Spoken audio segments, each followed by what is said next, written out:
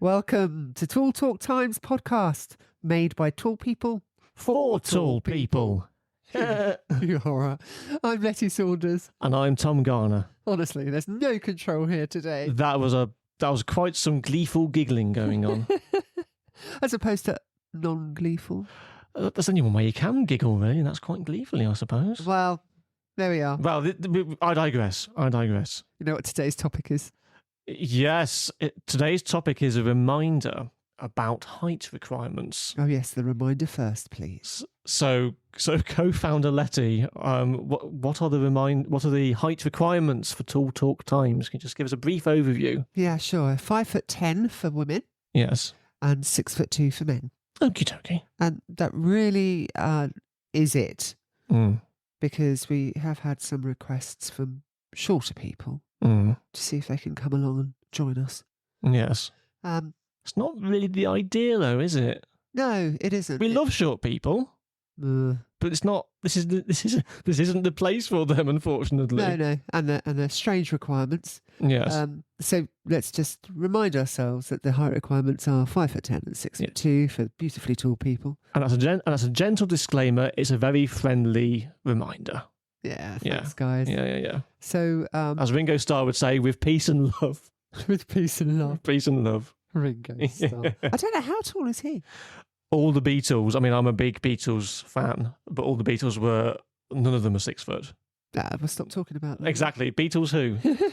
Beatles, actual insects. So I think we should go on to our favourite section. Which, see, I've got a different favourite section to you. What's your favourite section? I don't know. We're going to do the history. The giants of history. Why are we whispering? Oh. There he is. Well, welcome to Giants of History, the section where we talk about great people of great height from the past. And so, Letty, this week, our giant of history was born as Marguerite Annie Johnson, but she's better known to history as Maya Angelou. Okay. So, have you heard of Maya Angelou? Never. Never? Well, this is the place for you. So Maya Angelou, I'm getting her name wrong. Maya Angelou was an African-American poet and civil rights activist who was born in St. Louis, Missouri in 1928. One of the most prolific African-American writers of the 20th century, Maya Angelou published 7 autobiographies, 3 books of essays, several poetry books, and also wrote plays, films, and TV shows across 50 years. She's a bit of an overachiever, isn't she? She's very much an overachiever, but her life story is remarkable. I mean, that you say overachiever, it was all done through hard work. Yeah, of course. All of it. I mean, when she was born, she had a terrible early life. She grew up in poverty, abusive violence, and she was a single mother by the age of 17.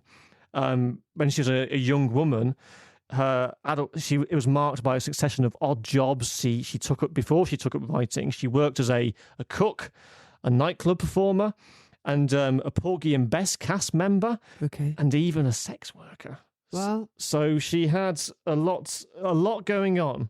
Yeah. But what we should know about her is she was a very powerful woman. She was 6 foot tall.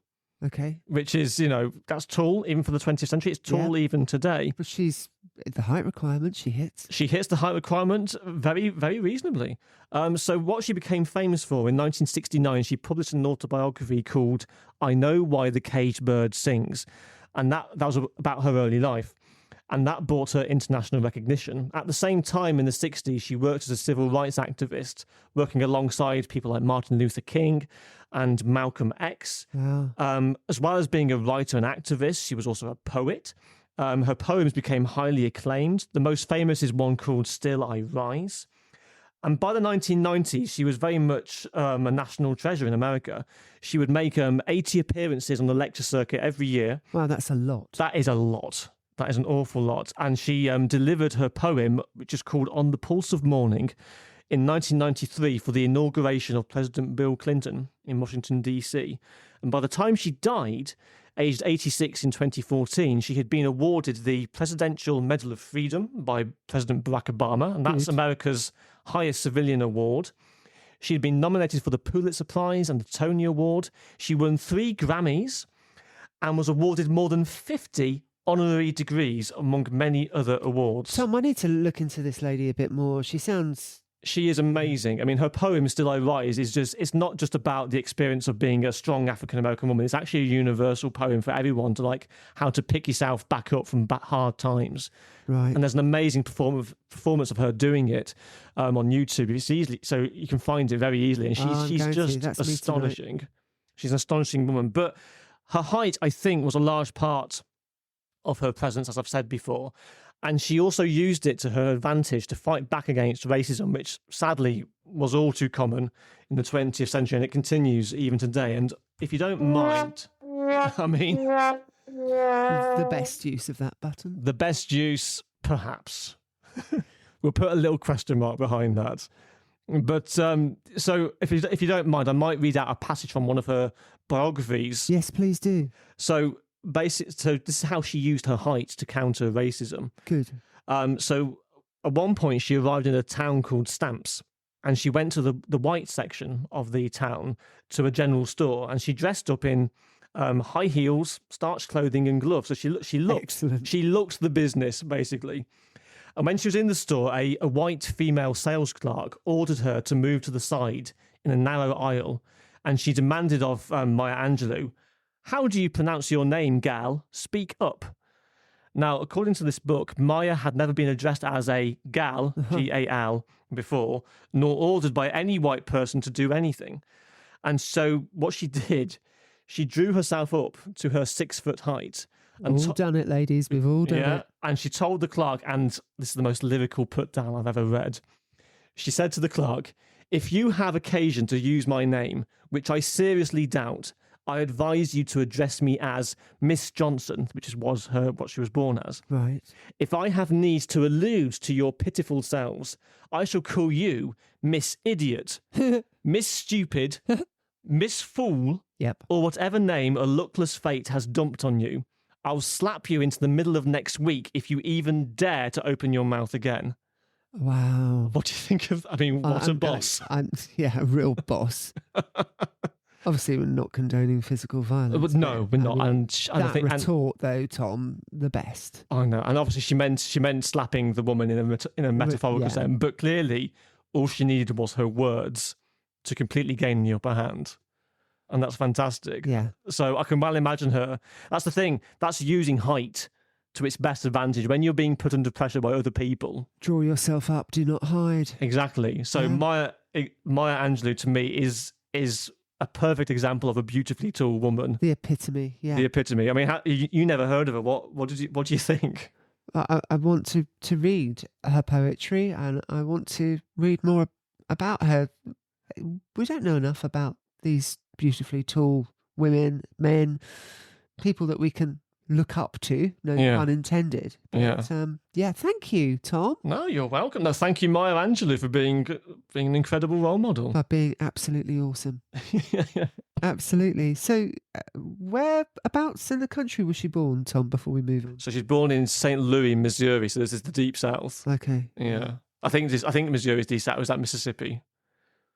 Oh no. We've got American we've got American listeners. Well, American listeners, if you're listening, forgive Tom. Forgive what I've Don't said. ever forgive me. Yeah, but Missouri does not strike me as the most friendly place in terms of civil rights. Well, not for her at that time. Obviously, hopefully things have changed. Fingers crossed. Yes. But the use of height to give yourself that presence. You see, this is where a lot of people say, "Oh, you're intimidating." No, I'm not. I'm 6'3". Yeah. I can't do anything about my height. No. I don't mean to intimidate you. It's just how you feel because I'm taller than you. Yes, it's funny you should say that about the intimidation. I mean, I'm 6'6" plus, as I like to say. I will measure him one day, listeners. but I'm quite a friendly sort of approachable person. But people still get intimidated. I mean, only last week I had a. I don't believe that for a moment. How can anyone be intimidated by you, Tom? Well, it happened. So last week I was in a Pilates lesson because that's what I do. And my teacher, she's a lovely Italian lady, but she's very short. Okay. And we were all on the Pilates mats, and she was standing up, and we all stood up, she was giving us the manoeuvres to do. And she looked up at me and she said, she suddenly lost her confidence. She went, "Oh, I feel really intimidated by you. I'm so short next to you." Does that not say more about her than you, though? Oh yeah, yeah. And I just laughed off. I said, "Oh, don't worry, it's nothing personal." Reassuring and sweet. But like, it's interesting how just being yourself without even doing anything can have an effect on people. It is rather peculiar. And she got over her confidence wobble. Yeah, I mean, yeah. But it's wobble, isn't it? But at least she was nice about it. It's when she's nice about it. Yeah. But she sounds like a lovely lady. But a lot of people, when they get intimidated, feel threatened. Yeah. Then their natural reaction is to come back. Like little scrappy doo and short people. Yeah. Problems with tall people. So I don't know about you, but I spend a lot of time reassuring people that I'm actually like, a BFG, a big friendly giant, so to speak.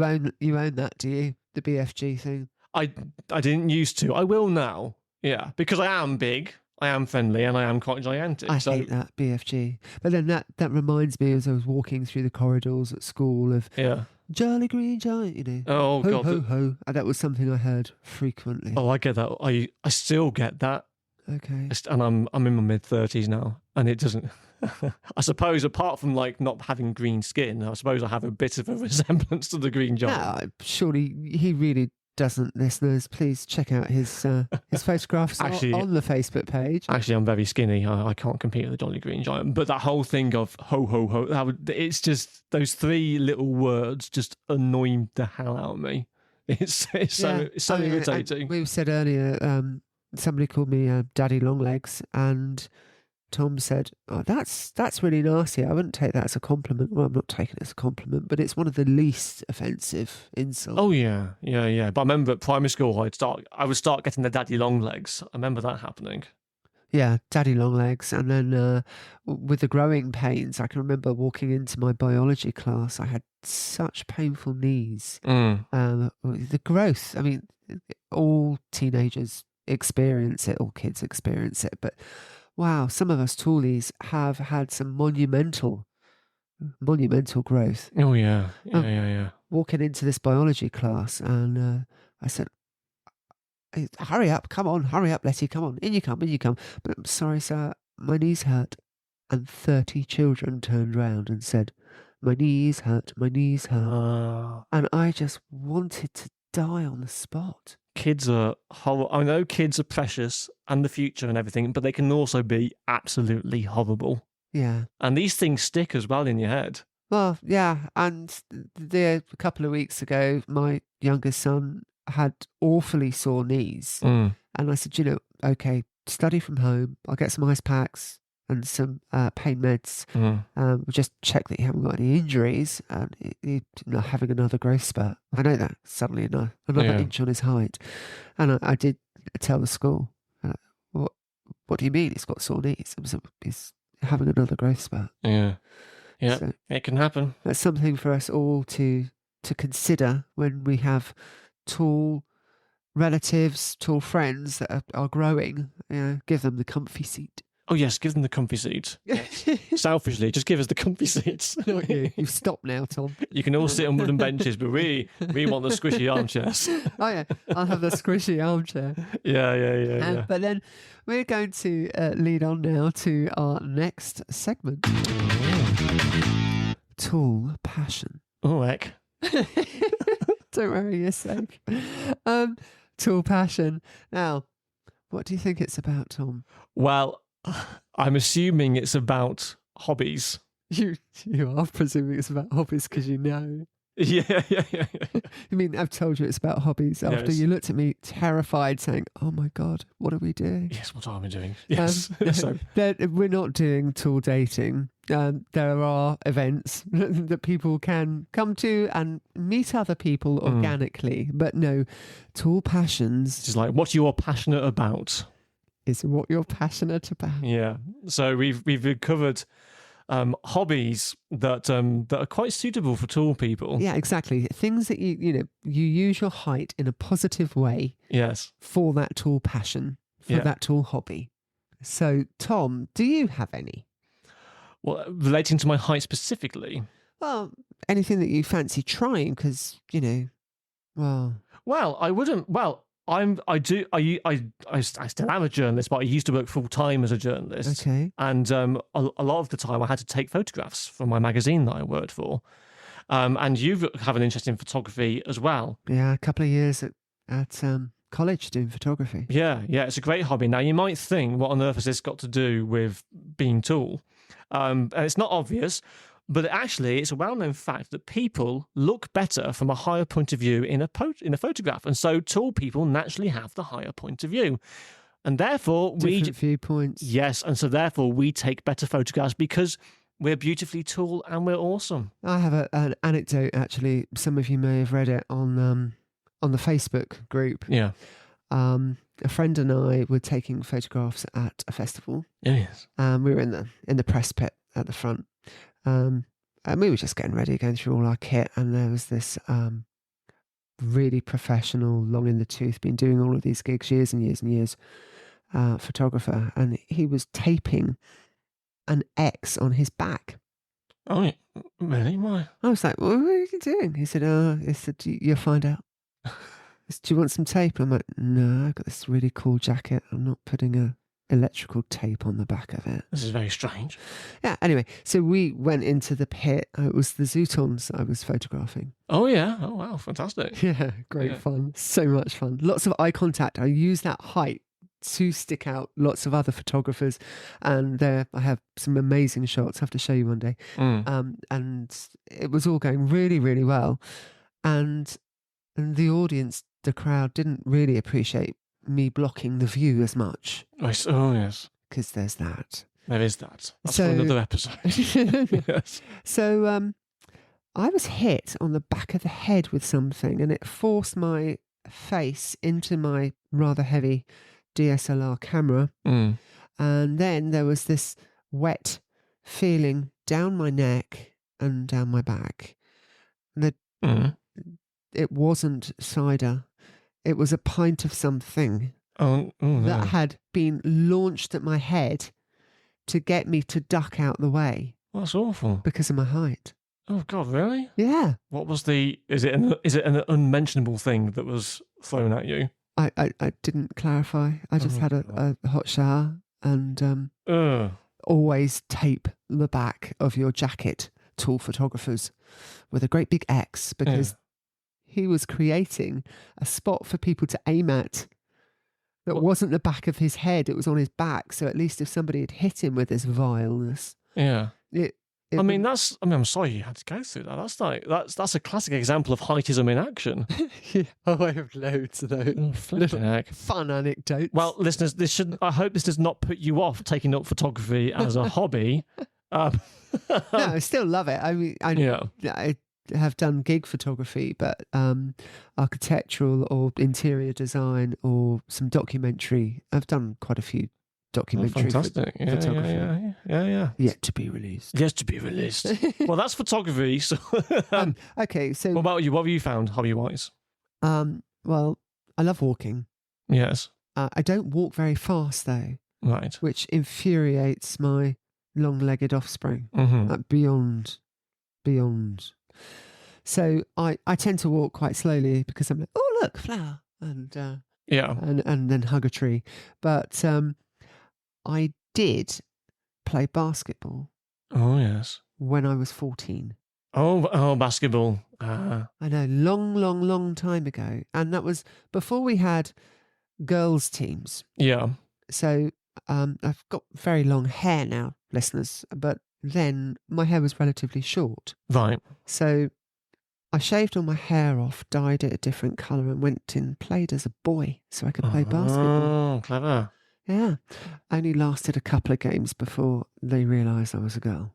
So was this really a hobby of yours? Or is this just like an anecdote? No, I really loved it. Yeah. I really did enjoy it. But there's so many times people have said, oh, you're a basketball player. But no, I'm not. I played basketball when I was 14, millennium ago. But no, it's not something that I enjoy. I enjoy swimming. Well, that's good if you're tall because, you got longer strokes. Yeah, and we have we have quite a few sporty toolies in the group. Yeah. One of them is a pacer for the marathon. Oh, fantastic. Yeah. And then we have the lovely Hillary, who she's done so many amazing, like Iron Woman triathlons. Yeah. I mean, she swims in the Thames. Oh, she sounds hardcore. She's brilliant. She's up there with Maya Angelou for being a complete boss. She is a complete boss. So yeah, we have lots of tall passions in Tall Talk Times. I wonder if you have any advantage playing snooker or pool being tall. Not necessarily. I think that's more to do with aim and precision rather than height, and like dissecting and like finding the right angles. There's a bit more trickery for that sort of thing. I tell you what, we are good at. So we're good at rock climbing, apparently, tall people. No, I've replaced my all my hobbies with dance now. Of course. Well, I need to describe how rock climbing is beneficial, because we can get hold of those tough holds. Of course. Yes. That's how it happens. Yeah. You know, so that's one you can go for. And then cycling, you know, our legs provide better leverage for pedal crankshafts, and our lean frame can cut through any headwind. Not all of us are lean. Not all of us, but those of us who are lean can cut through headwind. But cycling helps with that too. Exactly. So cut through the headway. Yeah. What other? Well, rowing is one of them. Yeah. This one's a given. So height equals leverage.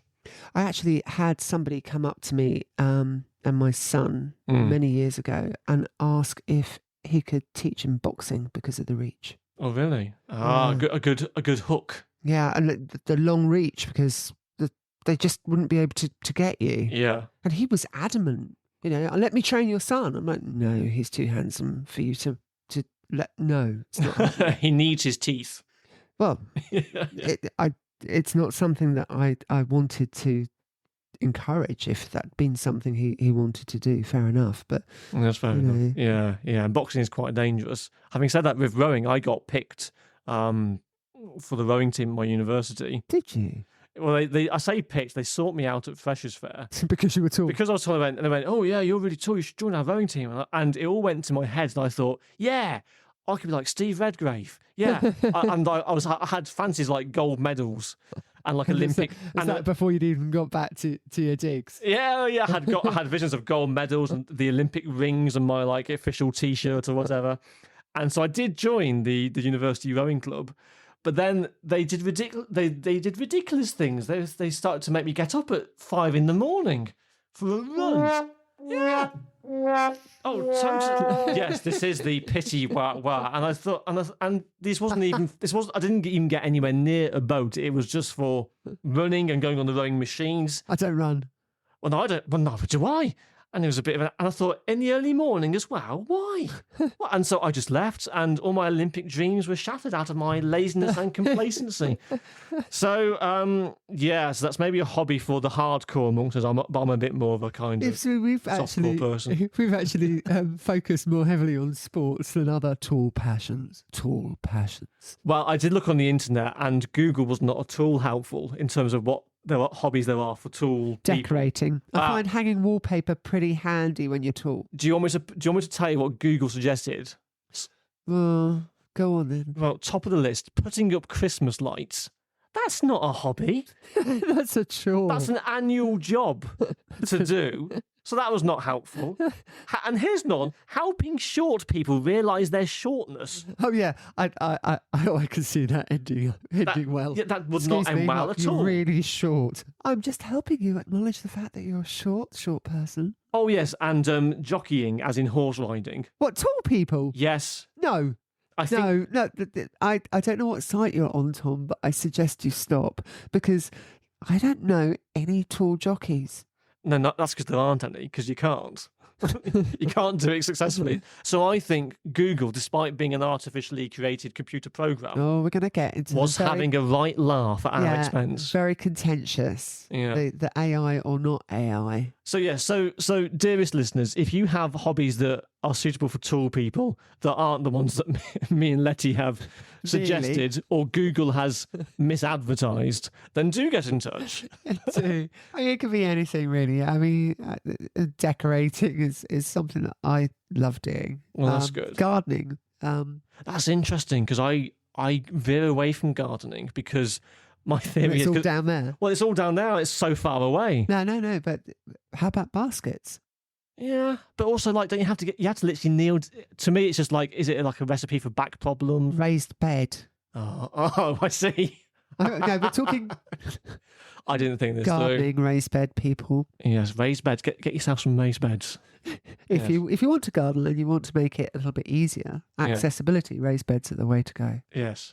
I think, Letty, in conclusion, we're not the best at telling people what hobbies are best for tall people. We've given it a good go. We have given it a good go from my little my 5-second fame of basketball. Yes. And from your rowing. My glittering rowing career. Yes. Startling. I miss it to this day. There are impressive tall sports people out there, but Tom and I are not there. No, sadly not. Sorry about that world of sport. But no, I enjoy going to the gym, actually. That's good. That's good. Some weightlifting, very lightweight. Yeah. And some of the machines I can't use because my limbs are so long. Yeah. So we find free weights that work there. You've got much more determination than me to like do the whole gym thing. I get intimidated by all the people there who are just clearly a lot more physically fit than I am.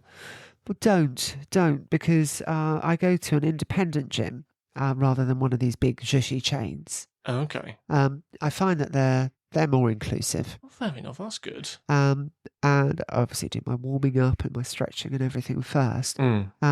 We have a few bodybuilders in the tall group. Yeah. Tall Talk Times welcomes bodybuilders and those that don't do bodybuilding. Yes. Sporty and non-sporty people alike. Which I think we can put you in the non-sporty bracket, can't we? Well, I wanted to be sporty, but it just wasn't. Well, yes, I think you definitely can put me in the non-sporty bracket. It's intellectual. Yes, yes. I observe sport from a distance and admire those who can do it. And talk to people that do sporty stuff. Well, I can tell you what is a hobby that's universal to us all. Go on. And that is going to the pub.